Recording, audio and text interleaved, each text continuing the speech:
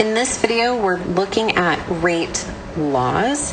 So we're going to go beyond the general definition, and we are going to look at how rate is affected by concentration.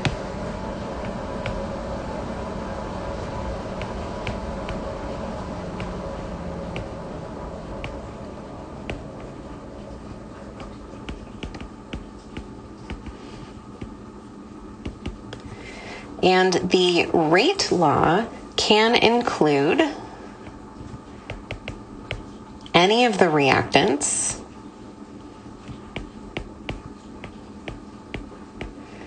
it can occasionally include a product,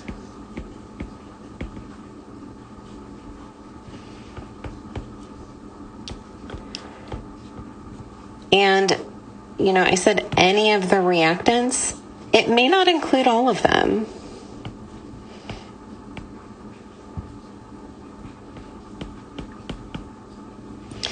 In some cases, it may not include any of them.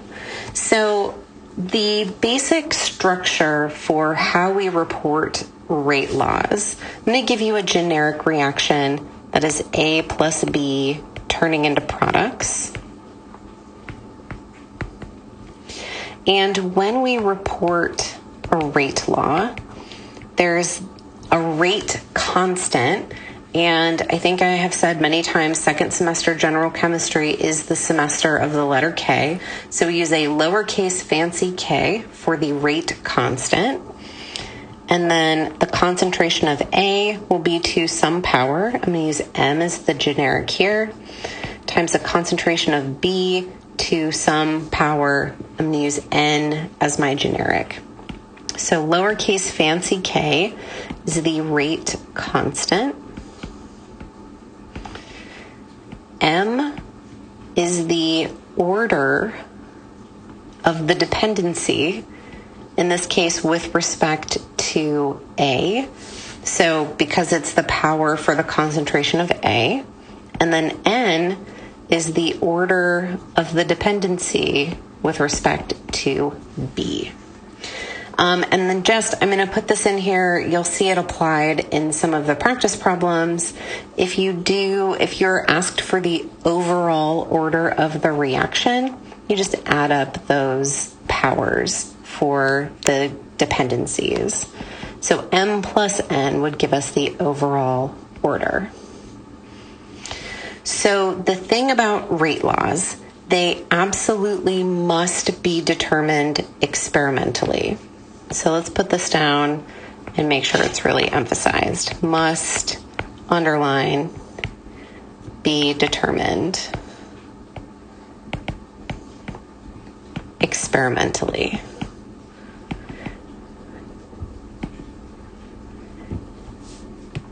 In the cases that we are looking at right now, where you have an overall balanced reaction, you cannot ever use that overall balanced reaction to determine the rate law. You have to have experimental data. So let's look at some experimental data and talk about what does a concentration dependency mean. Okay, so you can see we have a table of some data. What you do to look at the concentration dependency for a reaction is you look at the initial rate of reaction,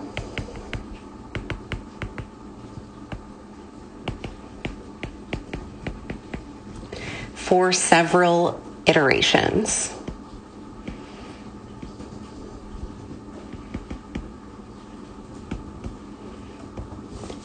And this is called the method of initial rates.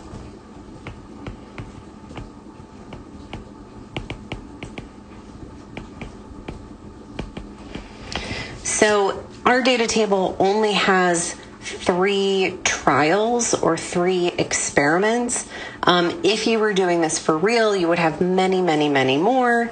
And some of the calculations that we are going to do just with our non-programmable calculators, you would absolutely just do those using Excel. So the reaction that we're looking at that goes with this table of data it's 2NO gas plus O2 gas turning into 2NO2 gas. So what happened to generate this table of data? We took one flask, we set up our reactants, we let the reaction go, we stopped the reaction, and calculated the reaction rate in that time interval. Then we got a new flask, got new amounts of our reactants, set it up, watched it go, stopped it at the same time, and calculated the reaction rate in that interval. And then we got a new flask and we set up our reaction. So you kind of get the idea of what's going on here. So let's compare the trials that we have. If we compare trial 1 to trial 2, and these are good trials to compare because from trial 1 to trial 2, my NO concentration is 0.01 molar in both of those. So I had essentially two variables here, and from trial 1 to 2, one of my variables is kept constant. So compare trials where one thing is constant.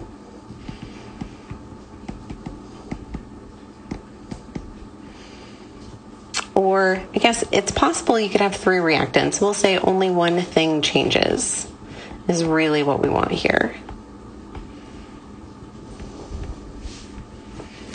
And trial 1 to trial 2, the NO concentration is the same. The O2 concentration is different. So it started in trial 1, we had it at 0.01, but when we did trial 2, it was 0.005. So the O2 changed, and our reaction rate in trial 1 was 1 times 10 to the minus 6th.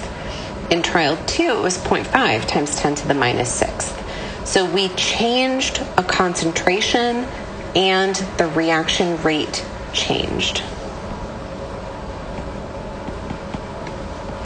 That is what we mean by a dependency on concentration, because everything else was the same. All of the other reaction conditions and the amount of time that we let the reaction run. So let's do another comparison. So let's compare trials 1 and trial 3. So if we compare 1 and 3, from 1 to 3, the NO concentration in 1 was 0.01, in 3 was 0.005. So here the NO concentration changes. And my O2 concentration is 0.01 in both trials. So O2 concentration is the same. If I compare the rates, 1 times 10 to the minus 6th and 2.5 times 10 to the minus 7th, so I changed my NO concentration and my reaction rate changed. So this reaction, the rate at which it will run, has a dependency on the concentration of NO and on the concentration of O2, because when we changed those, the rate of reaction changed. So we are going to look at what some really common dependencies are, and then look at the data that would be generated by those dependencies, and we will talk about in maybe the end of this video, maybe just in the next video, how you can calculate what those coefficients are by using the data that you're given. So there are three common dependencies that you will see. You could have M or N equal to 0, and we call this a zero order reaction, or a zero order dependency for the thing that has that power after its concentration. And this just means there's no dependence. right? These m and n values are the coefficients. So if a was to the 0 power, it's just equal to 1. So if you have something that is 0 order, there's no dependency on the concentration of that thing. You could have m or n equal to 1, and we call this first order. So you have the rate directly dependent on the concentration of A. And when we initially go through and fill these out, we'll put in this first power, but that's not something that you have to carry forward, right? Because if we don't put if we don't put a power there, then we assume that it's 1. And then you might not be surprised to find that the other common dependency is 2. And so this would be a second order dependency. And now my rate is proportional to the concentration of A squared. So these are just common ones, and we carry these forward because, as you'll see in later videos, we do things like integrate them and get super useful information.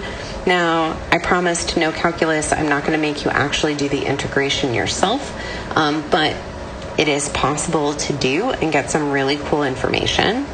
So these are the common ones. Reactions can have other orders, and you will encounter some of them.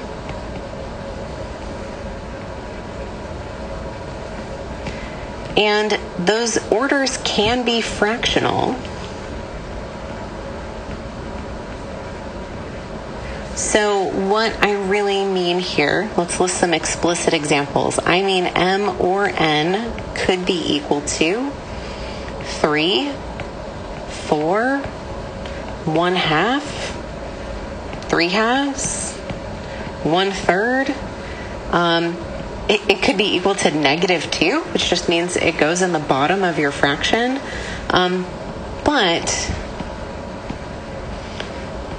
0, 1, 2 are the most common. I will not be asking you to determine a rate law from data that has anything, I don't want to lie, I don't think that I'll have you do it for anything from the data other than 0, 1, or 2.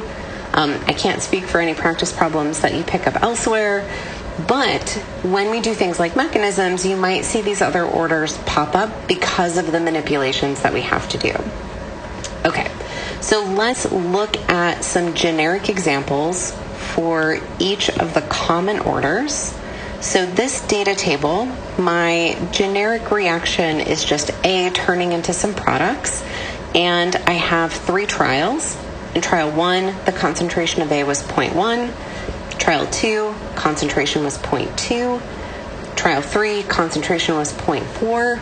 And my initial rate of reaction was 0.015, 0.015, and 0.015. So this is what 0 order rate data looks like.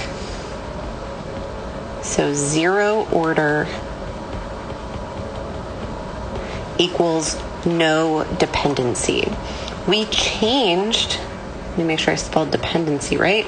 We changed the concentration of A, and nothing happened to the rate. This rate is not dependent in any way on the concentration, so it is 0 order in A. So from this, if we wrote the rate law using that structure that I gave you at the beginning, the rate is equal to the rate constant times the concentration of A to the 0 power. So it's just going to be equal to K. So our rate is just a constant value. So let's look at a new set of data and a different dependency. And my generic reaction looks the same, but I do have this labeled here as a new reaction. So we're still looking at A going to products. And I have my 3 trials. My concentration of A is different in each trial. And my initial rate is different in each trial for this one. So I clearly have some kind of concentration dependency on the rate. So let's see if we can figure out what that dependency is. So I am going to compare the data from trials. We're going to do all of the possible comparisons. You could probably get this with just one of them, but we're going to show how it works for the entire set. So if I compare trials 1 and 2, my concentration of A was 0.1 in trial 1, 0.2 in trial 2. So my concentration of A between the trials is doubled. And my rate went from 0.015 to 0.03. So my rate also doubled. Okay, let's compare trials 2 and 3. So in 2, my concentration is 0.2. In 3, it's 0.4. So between these two trials, my concentration of A doubles. And my rate went from 0.03 to 0.06. So my rate also doubles. Okay, let's do one more comparison. Let's compare trials 1 and 3. So trial 1 is 0.1 molar, trial 3 is 0.4 molar. So my concentration between trials 1 and 3 is quadrupled. And my rate is 0.015 in trial 1 and 0.06 in trial 3. So my rate is also quadrupled. So in every single one of these cases, what happened to the concentration of A is exactly what happened to the rate of reaction. So this is just a direct dependency. Make sure I'm writing all of this and spelling it right. The rate is directly dependent on the concentration of A. So this is telling us that it is first order in A. So one of the ways that you can think about this mathematically, we'll have another way that you can look at it in a later video. If we say just look at trials 1 and 2, so let me do this in blue so that the colors match. So in trial 1, whatever my rate law is, its rate equals K times the concentration of A to the n power. And in trial 2, when I'm comparing this to what happened in trial 1, my rate is doubled. So I have 2 times the rate equal to the rate constant, and my concentration of A doubled. So this is 2A in the concentration to the n power. The only way that this relationship that I've written for trial 2 can be true is if n is equal to 1. So this is one of the ways mathematically that you can look at the data to confirm the dependency. And now that we know that it's first order, we can write the rate law, which is that its rate equals the rate constant times the concentration of A. And you can put that first power in there if you want to, but you don't have to. All right, so one last set of data, and it's the same generic reaction. I'm going to highlight to remind you that this is a new reaction of A going to products, and my concentration is changing, my initial rate of reaction is changing. So let's see if we can figure out what the dependency is here. So if I compare trial 1 to trial 2, my concentration of A doubles, goes from 0.1 to 0.2, and my initial rate of reaction, ooh, that's a bigger change. The rate is quadrupled.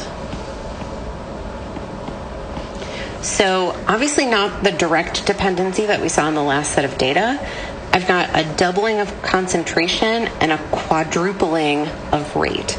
So with this data, let's do that mathematical thing that we did with the other table. So for trial 1, if I were to write the rate law, its rate equals K times the concentration of A to the n power. And for trial 2, in relation to that, my rate quadrupled. So 4 times the rate equals the rate constant, but my concentration only doubled. So it's going to be 2A in here to the n power. The only way that this can be true is if n is equal to 2, right? That would let you take this 2 and square it, which will give you the 4. So this is second order rate data. So we can write the rate law for this, and the rate is equal to K concentration of A to the second power. Okay, so all of our example data has been for things that only have one reactant, except for in that first case where we were just showing what a concentration dependency means. So in the next video, we'll use another mathematical way to determine the rate law, and we'll do it for something that has a couple of reactants, so you can see an example of that.